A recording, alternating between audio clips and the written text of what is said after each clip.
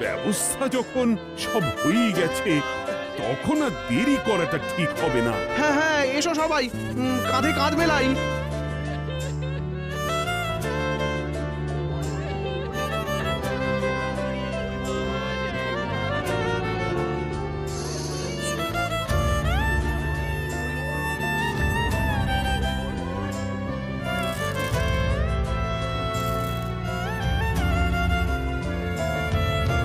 এই দৃশ্য কিনা শেষে আমাকে দেখতে হলো, কিন্তু তবু আমার খুব জানতে ইচ্ছে করছে বাচ্চারা উনি ভর্তি মোহর অলংকার সব ছড়াতে ছড়াতে যাচ্ছে কেন, আর গোপালের হাত দুটোই বা ঘাট থেকে বেরিয়ে দুদিকে ঝুলছে কেন? মহারাজ, আর একটা ব্যাপার কি আপনি লক্ষ্য করেছেন?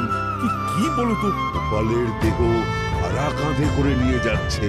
হ্যাঁ হ্যাঁ, ওই তো মন্ত্রী, সেনাপতি, জ্যোতিষী আর পণ্ডিত। আসলে গোপালের এই শেষ যাত্রা আমাদের কিছু শিক্ষা দিয়ে যাচ্ছে মহারাজ। এই যে দেখুন, যারা গোপালকে সহ্য করতে পারত না, এখন তাদেরই কাঁধে গোপাল যাচ্ছে।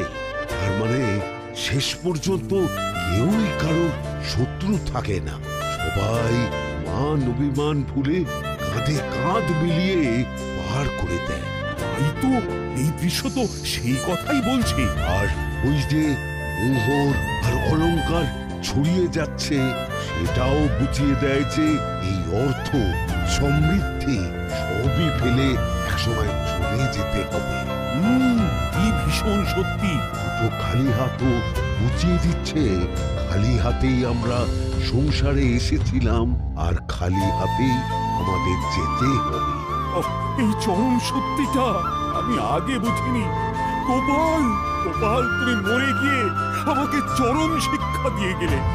ভগবান, কিন্তু এখন শিক্ষা পেলেও